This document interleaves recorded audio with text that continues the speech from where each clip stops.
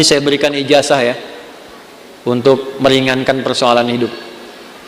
Satu, yang ini tadi, jaga rahmat Allah. Yang kedua, banyak sholawat pada Nabi.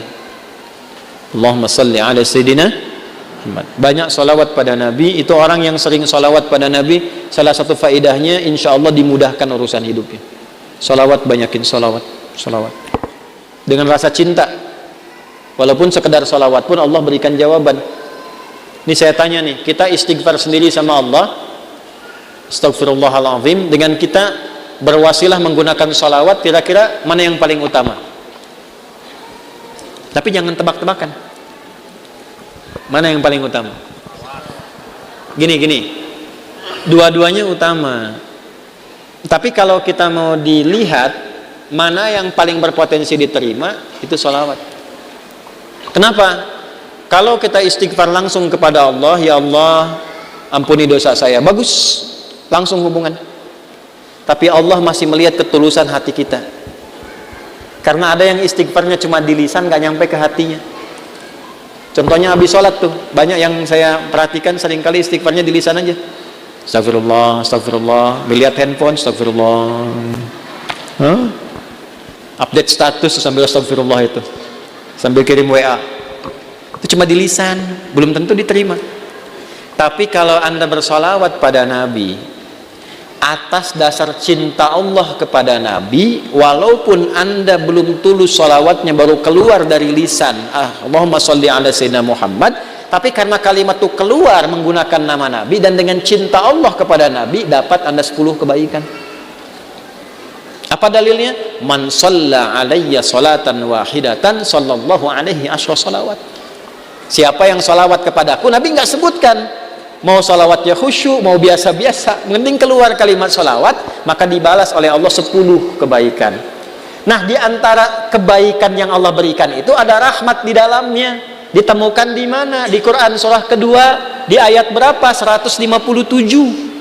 Al-Baqarah ayat 157. Bunyinya bagaimana? Ulaika alaihim sholawatun mir rabbihim wa rahmah wa ulaika humul muhtadun.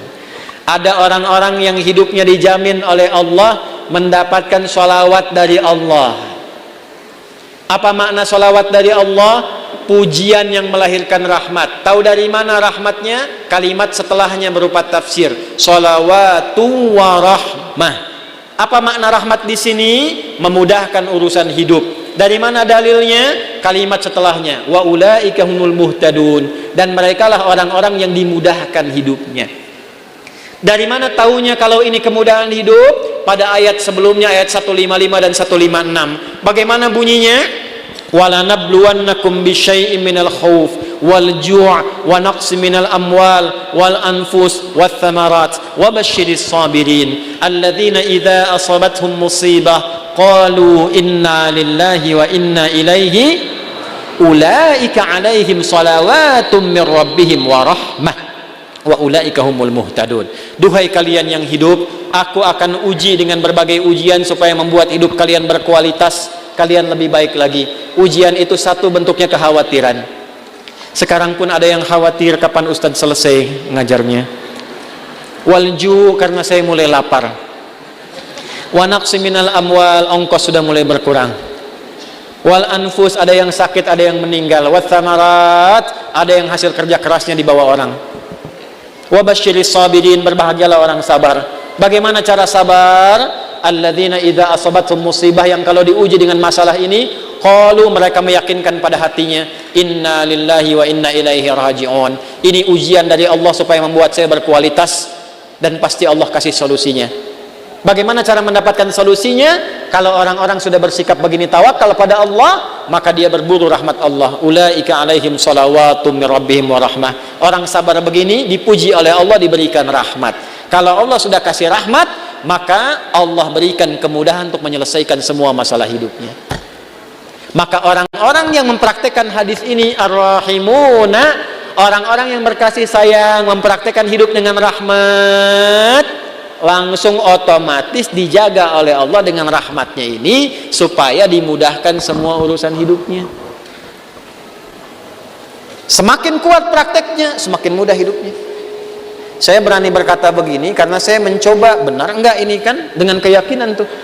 Benar enggak tuh untuk menenangkan hati, bukan meragukan itu.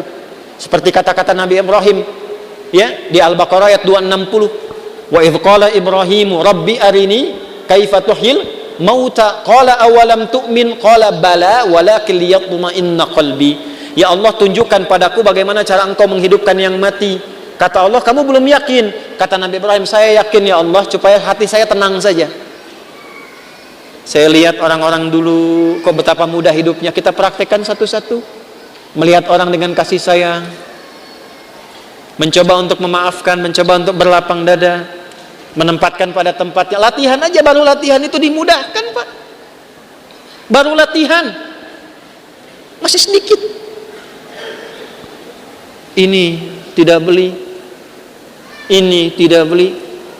Pak, ini pami kaca soca ya, aya nu ngintun ku bapak diangge eta biasa.